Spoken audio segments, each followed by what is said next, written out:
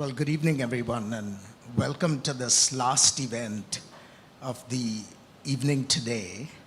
I'm acutely aware that we are all that stands between you and dinner. So we will do our utmost to provide an intellectual treat in anticipation of the gastronomic treats that will await you on the outside. I have not orchestrated this conversation in any detail. So I'm going to rely on the creativity of my fellow panelists to engage with me and engage with each other. I don't think I have to say much about the importance of this topic because the challenges of fragmentation pertain to nothing less than the future of the international system itself. I do want to just say a few words, though, to bound the subject that we are going to be talking about.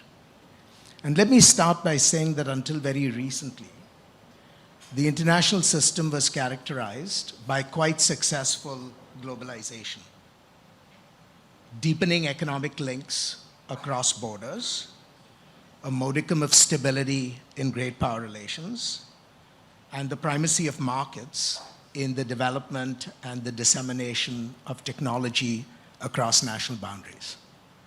As a result of multiple developments over the last 2 decades, each of these 3 realities is now under significant attack. And what we want to do in this panel this evening is to consider the various dimensions of the challenges and to try and illuminate what their consequences are. So I'm going to curate a conversation with my fellow panelists to start, and then I'm going to open the floor to the audience, and I will take questions or comments at an appropriate time. So let me start by addressing a generic question to 2 individuals in the panels. My friend Raja Mohan, who has given a lot of thought about fissures in the international system and is well known to this audience. And then I want to go to James Crabtree, who is located in a very interesting part of the world, Southeast Asia, which is struggling to make sense of the emerging fissures in the international system. And so I want to ask the 2 of you, are the fears of fragmentation real? How will we manage the issues of fragmentation in the face of the competing driver of economic integration, which is still quite powerful and still driven by market forces? So Raja, if you could take a crack at answering this, that would be great. Thank you, Ashley, and thank you, Carnegie, for inviting me. Actually, 3 broad trends when we talk about fissures. One is economic, which you mentioned. And the sources of this fissure actually comes from the domestic politics of the developed countries, United States in particular. The idea that globalization would benefit all American people, that belief has been challenged politically. Economists can say something else, but in the politically people do vote. So the political consensus in the US in favor of economic globalization, in favor of markets. So the Reagan-Thatcher revolution, that has broken down. And the need for rearranging the domestic economic order, so that's been a primary source. And the flip side of the economic thing is the global economic order. The US, the great preacher of globalization, today tells, look, it doesn't work for me. And if a system doesn't work for the number 1 power, the rules have to change. So the US is actually telling you the rules need to be changed because it doesn't work for American domestic politics. Therefore, you need to rearrange the global economic order. The third area of fissure, I would say, is the post-1991 belief, almost religious, that multilateralism will have answers to all the world's problems. That faith has been shattered. And the notion that multilateral institutions, whether the UN Security Council, the WTO, or other forums, or in Asia, the ASEAN, will have answers to all our problems. That has also been shattered because it's been proven that they're not in a position to deal with the challenges that have emerged. And linked to this, of course, is the breakdown of the great power harmony that came in post-1991, the end of the Cold War. So what is interesting is, to our discussion here, technology is at the cutting edge of the rearrangement. That is, domestic economy. If the US needs to rework its economy to be able to compete with China and others, you need to have a green transition.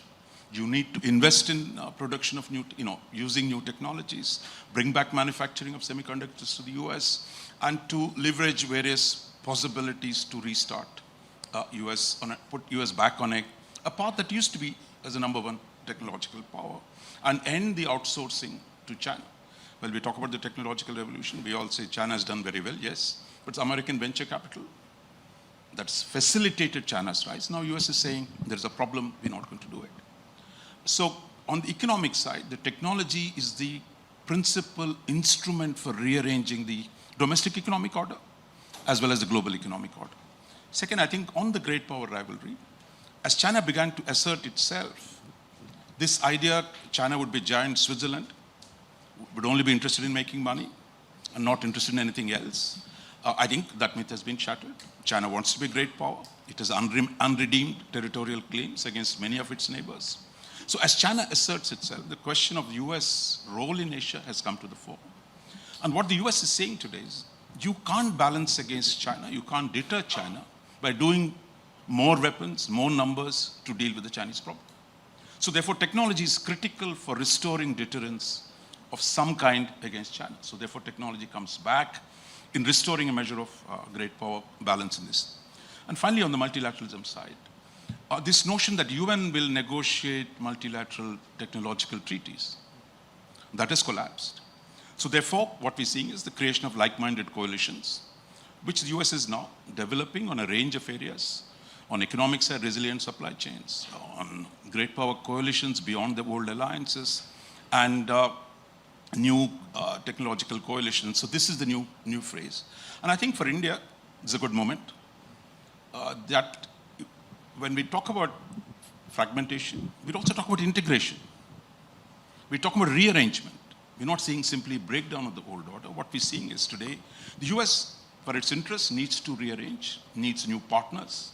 And I think India is very much at the front and center of rearranging the US economy, US technology, and the US institutions. So for the first time today, in India, that is in a position to contribute both to the evolution of new technologies as well as the management of them, puts India in a very interesting position. And the fact that India and the US have a good relationship today shows there's room for good news. This is not all, we don't have to be depressed that the world is breaking apart. There are new partnerships, new coalitions, and some of them, I think, will have serious effects on the way the system is organized. Thank you. That was a great start. James, let me ask you a specific question that came out of the very first point that Raja raised, which is the attacks on globalization are deriving from the domestic politics in the developed world. Now, you live in Southeast Asia, where globalization has had terrific benefits in terms of elevating the fortunes, the economic fortunes of a very critical part of the world. What is your reading of the attitudes to the current crisis of fragmentation and globalization from within the Southeast Asian states? So I think there's a sort of general pessimism tempered with a small amount of optimism, which is that what you see happening at the moment, the beginnings of a more fragmented economic system, has some benefits for trade-dependent Southeast Asian countries. So as some measure of economic activity shifts out of China as countries in the West in particular try and de-risk their economies, some of that ends up in Thailand or Malaysia or the Philippines, just as it will in Mexico or Poland. The risk, I think, for the Western countries is that you create a model of globalization which is more complicated, but you don't actually fundamentally get much in the way of insurance de-risking, as in you're diverting some economic, Chinese companies are moving to Mexico to sell into the US, or American companies are shifting some of their production to Vietnam or wherever it might be, some to India. Fundamentally, they're still reliant on Chinese components. And so I think both on the technological dimension, but also the sort of economic manufacturing dimension, there's an underlying logic which pushes you to more fragmentation over time. On the technological domain, the yard gets bigger and the fence gets higher. It starts in semiconductors, but then it goes on to some of the other areas that Seth Center mentioned in the previous session. It seems to me inconceivable that the national security concerns that the United States and its partners have in semiconductors will not also apply to advanced synthetic biotech or quantum. It's just we haven't quite got there yet, and they haven't worked out the mechanisms in which the controls will need to be put in place. Equally, when you realize that you're, in a sense, creating a model of globalization that is more complicated, but that hasn't actually moved, hasn't done much to de-risk, you'll end up doing more.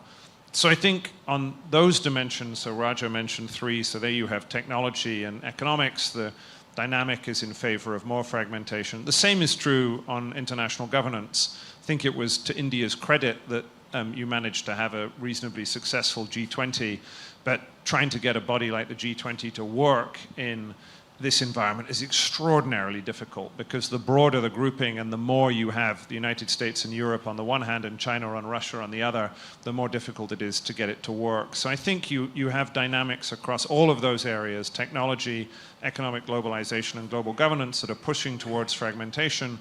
And what you have on the other side of the ledger, which is of interest to countries in an area like Southeast Asia, is exactly what Raja said. The energy then comes in smaller groupings, minilateral groupings of those who are more like-minded, particularly with respect to those who are more worried about the rise of China. And then you have, non-aligned states who don't want to be closely aligned to either side, who are trying to come up with new creative configurations. So a lot of the energy in the international system is on those different dimensions, and India sort of finds itself quite enticingly placed almost between those groups, the like-minded who are very closely tied to the US and very worried about China, and then the non-aligned who want to have an approach which is more multi-aligned, as we saw with the BRICS enlargement. So, let me bring Johanna into this conversation.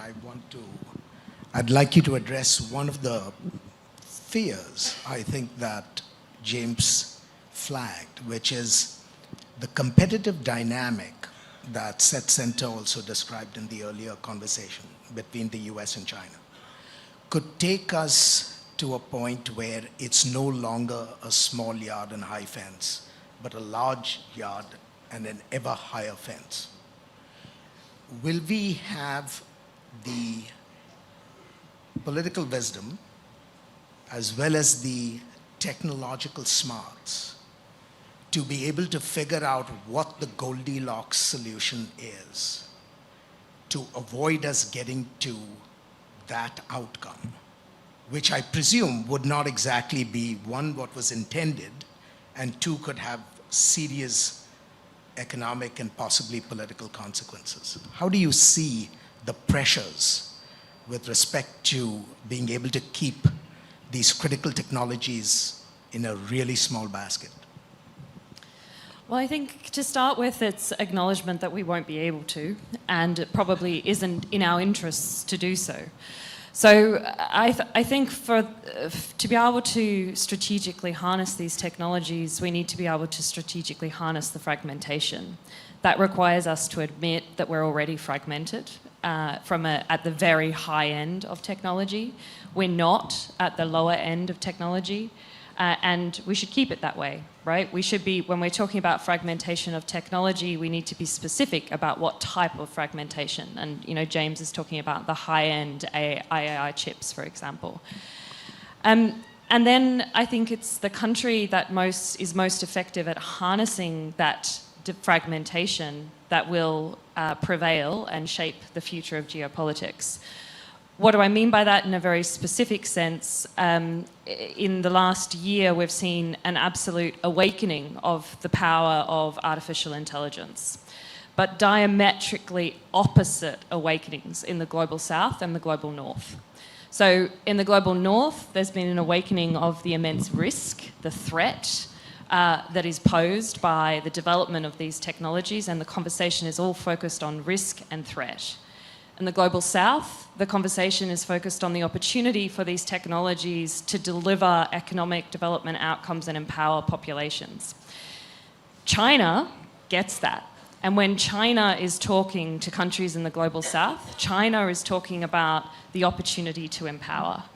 And if we, and I'm using Australia here in the context of being situated within the Global South, but often associated as being Global North, if we don't appreciate the opportunity that these technologies present and engage with the Global South, recognizing that, China will reshape the technology because China will deliver that technology to the Global South, to the population. And if you deliver that technology, you will shape the future, not just of geopolitics, but the future of interactions between people at the citizen-to-citizen level as well. So I think we need to be recognising, and how do you do that? What's the magic to unlock that? It's to recognise that we need to partner with countries like India and make sure that we're moving at the speed of innovation and ensuring that our governance